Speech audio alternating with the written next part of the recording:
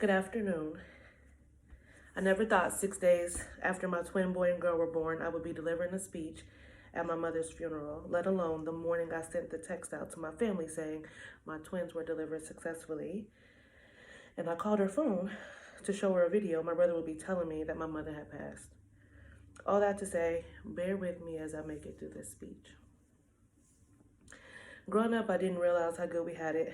I mean, yeah, we had been homeless, evicted, and had amazing houses with no electricity, no hot water, but we always had each other. My parents taught us to be there for each other, and that shows still to this very moment. I will always cherish that. My mother has stressed that over the years, and because of that, me and my siblings are as close as we are today. My mother was the bridge between my sister and I. We are 8 years apart, and I went away to college in her most crucial years, so we've never been that close. And she was really annoying in high school. These last 6 months, and the last time my sister was pregnant, we have video chatted on the phone every day, if not multiple times a day. One of our calls last week, my mother literally said, okay, we all must be going through it. So, okay, Christina, you're going to go first, and then Dominique, you're going to go, and then I'm going to go, because we having a day. So telling. Plus, when somebody was on our bad side, just know, right, wrong, or indifferent, we were talking about you together. Dominique, know that I love you. You have officially moved up in the ranks, and you are my new best friend. There is nothing you can do about it, and I love you unconditionally. Your strength to this time has definitely given me strength.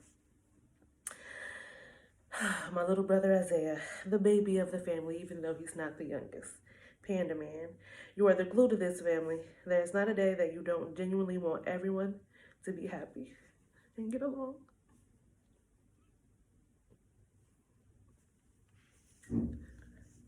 I have always envied that in you.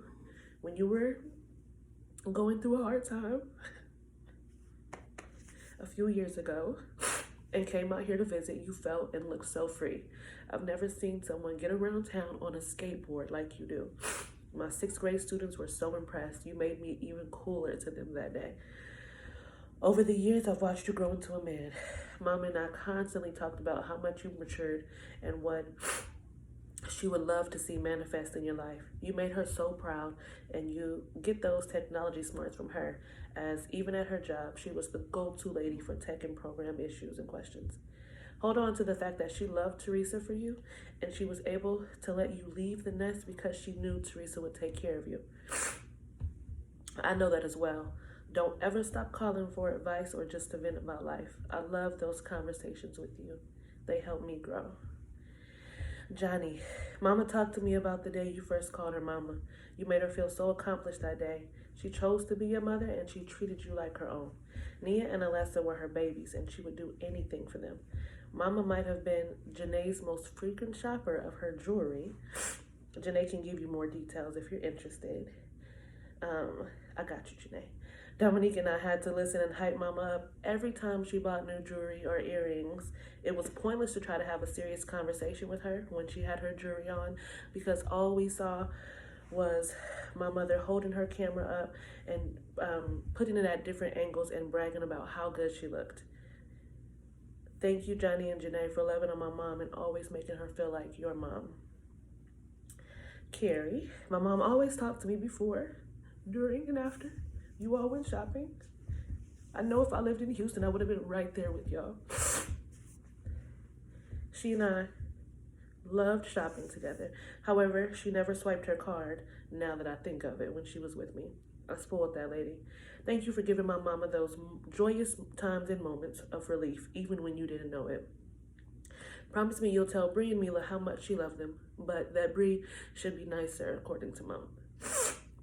My brother PJ and I have always had this hilarious competition for my mother's love. Let's be clear. My mom loved me the most, but she pretended like she loved all of us equally. I digress. We are so competitive that it still doesn't sit well with me that he got 2 extra years with her because he was born first. Maybe that was just God's joke. I heard he used to throw toys at my mom. Typical. I treated her better at 2 years old. But seriously, the three of us had so much time together that we were thick as thieves.